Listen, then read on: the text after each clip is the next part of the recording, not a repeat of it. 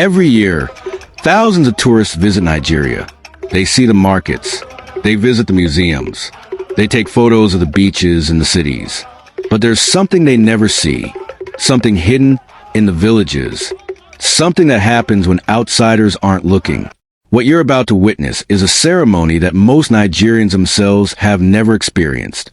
A ritual so sacred, so powerful, that it's been kept secret for over 500 years. Tourists call it voodoo. But what it really is far more extraordinary.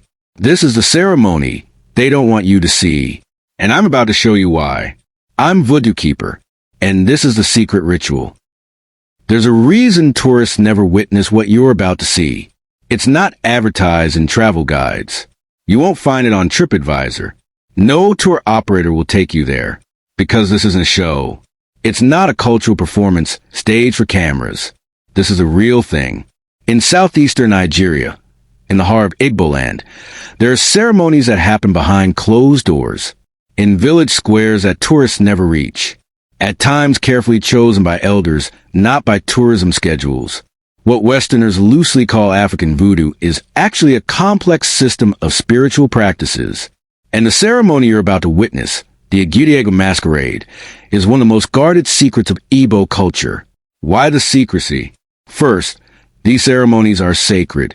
Not secret as in forbidden, but sacred as in requiring proper context, proper respect, proper understanding. Showing up with a camera and a tour group would be like barging into someone's most intimate family gathering. Second, there are rules. Strict protocols about who can watch, when they can watch, and how close they can get. Break these rules, and you're not just being disrespectful. According to tradition, you're inviting spiritual consequences. And third, what happens during these ceremonies challenges everything most outsiders believe about reality. The transformations, the possessions, the moments when the impossible becomes visible. So tourists see the Nigeria that's packaged for them. And the real spiritual practices continue in the places they never go. Until now. I was able to film this ceremony for one reason. I'm not a tourist. I'm not an outsider with a camera. This is my culture, my heritage, my village. The footage you're watching was captured during a real ceremony, not staged, not performed for cameras.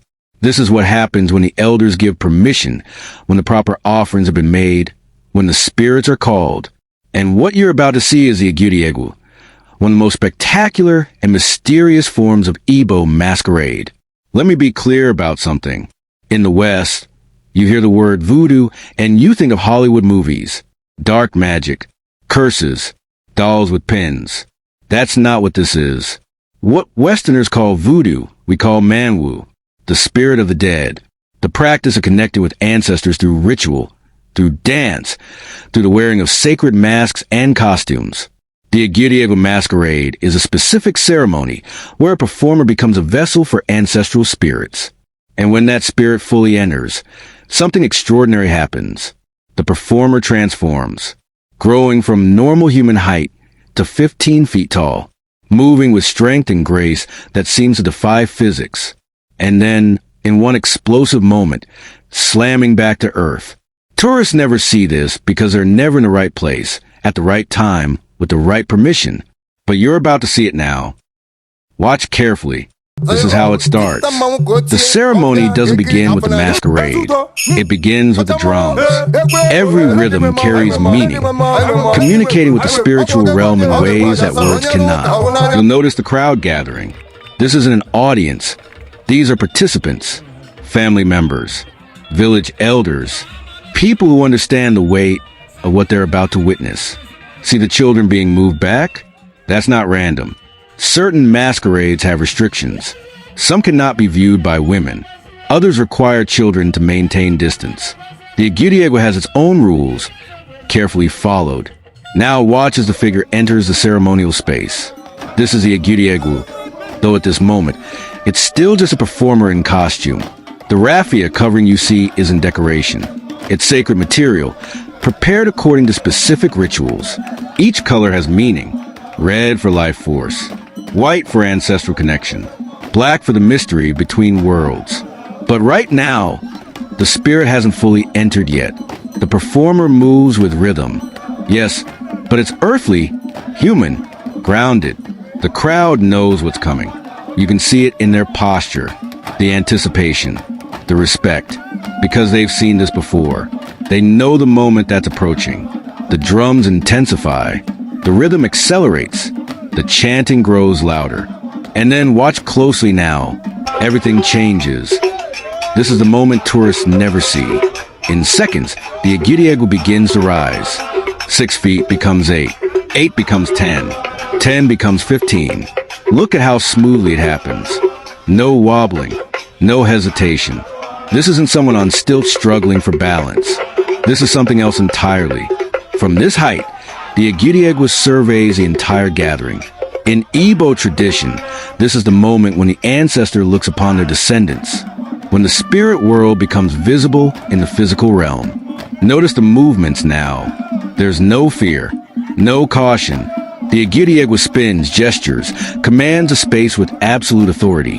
The crowd responds instinctively. Some move closer, seeking blessings.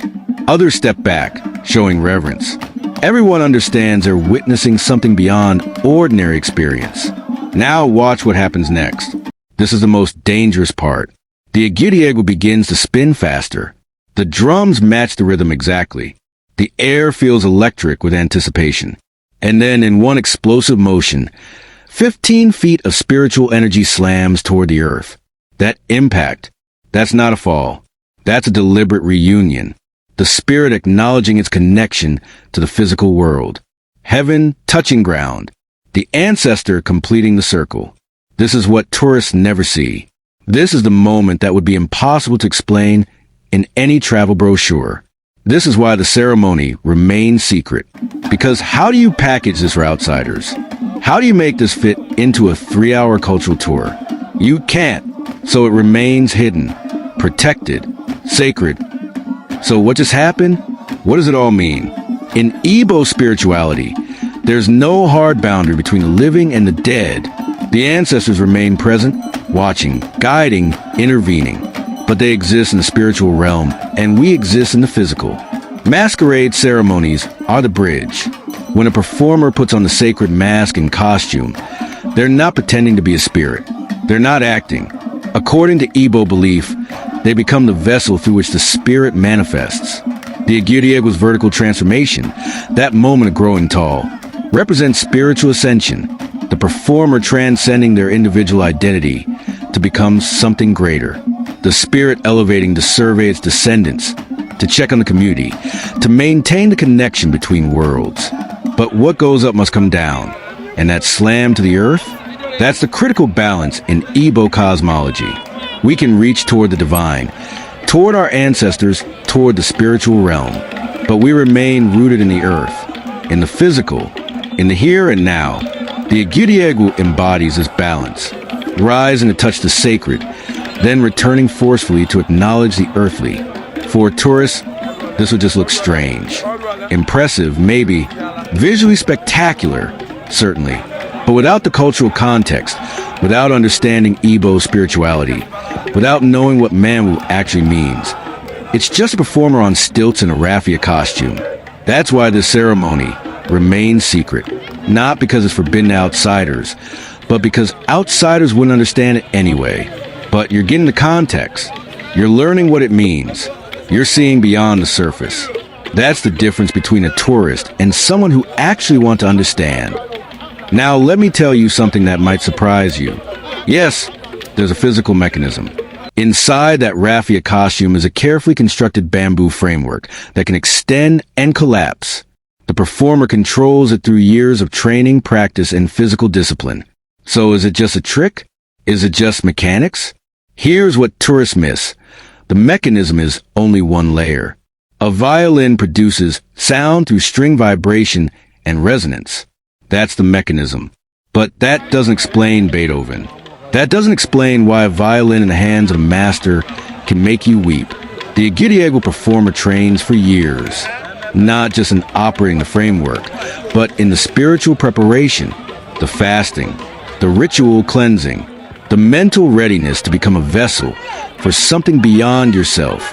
And when the ceremony happens, When the drums reach that critical rhythm, when the performer extends a full height and the crowd gasps, something transcendent occurs. The technique becomes art. The mechanics become meaning.